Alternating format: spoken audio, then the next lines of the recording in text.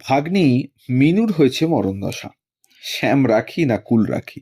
মামার দিকে গেলে মামি অগ্নিশর্মা, আর মামির দিকে গেলে মামা কেমন চুপ মেরে যান।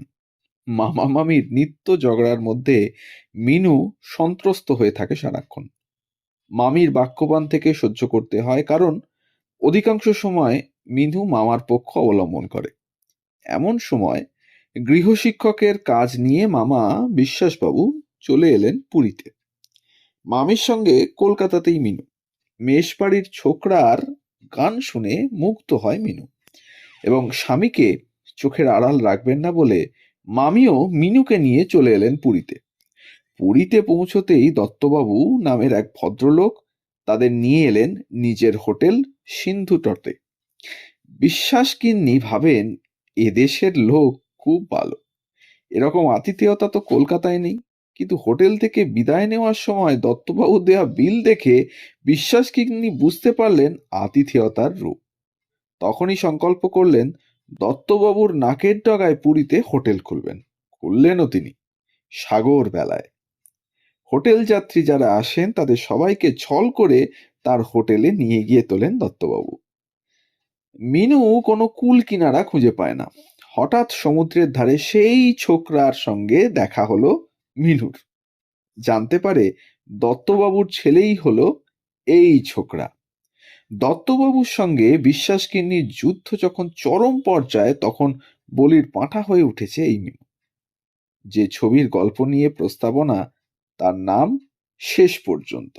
পরিচালক সুবীর মুখোপাধ্যায়, এবং তিনি ইতিমধ্যেই আমাদের সাপমোচন, পাশের বাড়ির মতো প্রচুর হিট ছবি উপহার দিয়েছেন।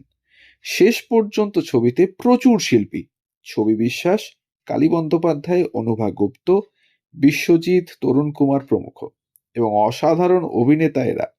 কিন্তু দর্শকদের নজর কাড়লেন মিনু চরিত্রের শিল্পী আর কেউ নন, সুলতা চৌধুরী। হ্যাঁ, ঠিক ধরেছেন, আজকের গল্প এই সুলতা চৌধুরীকে নিয়ে। তাই নমস্কার বন্ধুরা, কেমন আছেন সবাই? গল্প যেখানে সত্যি চ্যানেলের এই গল্পে আবারও আপনাদের সকলকে স্বাগত জানাই। তাই শুনতে থাকুন সুলতা চৌধুরীর গল্প। অসহায় বিড়ম্বিত মিনুকে বাস্তবায়িত করে তুলেছিলেন এই সুলতা চৌধুরী। সুলতা চৌধুরীর জন্ম 1945 সালে কলকাতায়। পিতৃদত্ত নাম মায়া রায়চৌধুরী। বাবা অটলচন্দ্র রায়চৌধুরী। ওরিয়েন্টাল সেমিনারিতে পড়াশোনা করেছেন। নাচ গানের প্রতি আকর্ষণের জন্য পড়াশোনায় বেশি দূর এগোতে পারেননি।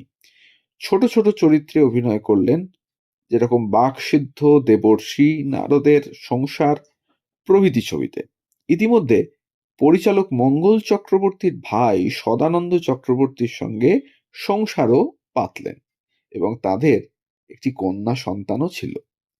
সুলতার যোগাযোগ হলো রূপ মঞ্চ পত্রিকার সম্পাদক, চলচ্চিত্রে প্রভাবশালী সাংবাদিক কালীশ মুখোপাধ্যায়ের সঙ্গে।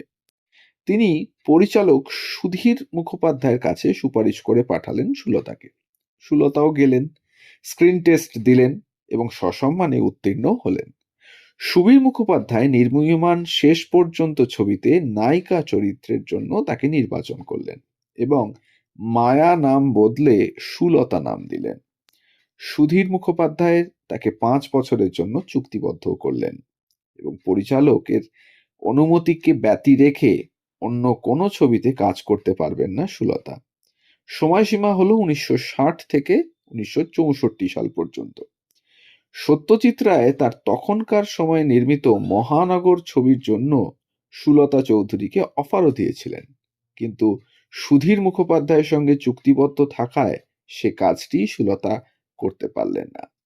তবে ওই সময়সীমার মধ্যে সুধীর মুখোপাধ্যায় যেসব পরিচালকের ছবিতে সুলতাকে কাজ করার জন্য ছাড় দিয়েছিলেন, তাদের মধ্যে রয়েছেন মৃণাল সেন তার অবশেষে ছবির জন্য, এবং অগ্রগামী কান্না ছবির জন্য, এবং কনক মুখোপাধ্যায় মায়ার সংসার প্রমুখ ছবির জন্য। শেষ পর্যন্ত ছবিতে রোমান্টিক জুটি হিসেবে বিশ্বজিৎ সুলতা দর্শকদের যেভাবে আকৃষ্ট করেছিলেন, তার ব্যাপ্তি ঘটল মায়ার সংসার ছবিতে। মায়ার সংসার ছবির রোমান্টিক নায়ক নায়িকা বিশ্বজিৎ ও সুলতা, এই ছবিতে সুলতার লিপে গীতশ্রী সন্ধ্যা মুখোপাধ্যায়ের গাওয়া বন্ধু তোমার হৃদয়ে দোলানো গানে মুগ্ধ হলেন সবাই। সুধীর মুখোপাধ্যায়ের আরও বেশ কয়েকটি ছবিতে এই নায়ক নায়িকা জুটি বাঁধলেন। এর মধ্যে রয়েছে ত্রিধারা, দাদা ঠাকুর, দুই ভাই। দাদা ঠাকুর ছবিতে সুলতার লিপে কণ্ঠে আমার কাঁটার মালা ফুলের মালা নয় প্রতিমা বন্দ্যোপাধ্যায়ের গলায় আজও জনপ্রিয় একটি গান। দ্বৈত চরিত্রে একবারই অভিনয় করেছিলেন সুলতা। ছবির নাম হলো নতুন তীর্থ। দুই বোন নয়না এবং তনুজা যমজ। জন্মসূত্রে তারা বিচ্ছিন্ন, পরে মিলন হচ্ছে। সুলতার বিপরীতে নায়ক উত্তম কুমার। নায়িকা পরিচালকের এই কেমিস্ট্রি পরিচালক গিন্নি নীলিমা মুখোপাধ্যায় বরদাস্ত করতে পারেননি। ফলে নতুন তীর্থ ছবির পর সুধীর মুখোপাধ্যায়ের আর কোনো ছবিতে সুলতাকে কাজ করতে দেখা যায়নি। এরপর তিনি আরও দুটি ছবিতে নায়িকা হয়েছিলেন, কনক মুখোপাধ্যায়ের মায়াবিনী লেন এবং অজিত গাঙ্গুলির মুকুজ্জে পরিবারে। মুকুজ্জে পরিবার ছবিতে সুলতা ও লিলি দুই বোনের লিপে গানটি হলো আবিরে রাঙালো কে আমায়। 60-এর দশকের শেষ থেকে শুরু হলো সুলতার অভিনেত্রী জীবন। সেখানে অধিকাংশ ছবিতেই তিনি খল চরিত্রে। দর্শকদের সেখানেও তিনি মনোযোগ আকর্ষণ করে নিয়েছেন 16 আনা। বাঘবন্দি খেলার কথাই হোক, লম্পট ভবেশ মানে উত্তম কুমার মদ্যপান করে নিষিদ্ধ পল্লীর মেয়েকে মানে সুলতাকে সোহাগে ভরিয়ে গাইছেন আয় আয় আসমানি কবুতর, হেমন্ত মুখোপাধ্যায়ের কণ্ঠে সেই গান। বা সতীসাধ্যী স্ত্রী সমিতা বিশ্বাস চোখের জল ফেলছেন সেই গান শুনে।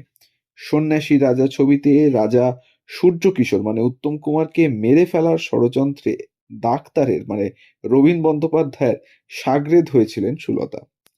রৌদ্র ছায়া আলোর ঠিকানা, স্বয়ংসিদ্ধা, কায়াহীনের কাহিনী, মৌচাক, সেই চোখ ছবিগুলিতে নষ্ট নারীর চরিত্রে বা খল চরিত্রে নানান রূপে তিনি তুলে ধরেছেন সাবলীলভাবে। তরুণ মজুমদারের সংসার সীমান্তে এবং ফুলেশ্বরীতে এমন চরিত্রে তিনি নিজের অভিনয়কে প্রকাশ করেন এবং নজর কাড়েন তা বলাই বাহুল্য। নষ্ট নারী হওয়া সত্ত্বেও দর্শকের সম্ভ্রম আদায় করে নেন জীবন জিজ্ঞাসা ছবিতেও। সেখানে রাধাকে মানে সুপ্রিয়া দেবীকে বাঁচাতে অ্যাডভোকেট ইন্দ্রনীলকে মানে উত্তম কুমারকে সব রকম সাহায্য করেছেন সুলতা। এছাড়াও নানান ধরনের চরিত্রে তিনি অভিনয় করেছেন। সে তালিকায় আছে রূপসী, অগ্নিযুগের কাহিনী, সোনার খাঁচা বা সব্যসাচীতে বিপ্লবী, বাবুমশাই, অনিন্দিতা, কবিতা, ভোলা ময়রা, দাদার কীর্তি, সুবর্ণ গোলক, মধুময়, দেবিকা প্রভৃতি ছবি। উৎপল দত্তের লিটল থিয়েটার গ্রুপে কিছুদিন অভিনয় করেছেন। পেশাদারি মঞ্চে তাকে প্রথম পাওয়া গিয়েছিল বিশ্বরূপা থিয়েটারে আগন্তুক নাটকে। কাশী বিশ্বনাথ মঞ্চের বাঘিনী নাটকে তিনি দুর্গা, বিপরীতে শুভেন্দু চট্টোপাধ্যায় ছিলেন। সার্কারিনা মঞ্চে দাপিয়ে অভিনয় করেছেন সম্রাট ও সুন্দরী নাটকে। এবং 1996 সালের 16 সেপ্টেম্বর প্রায় নিঃসঙ্গ অবস্থায় সুলতা চৌধুরী চলে যান না ফেরার দেশে।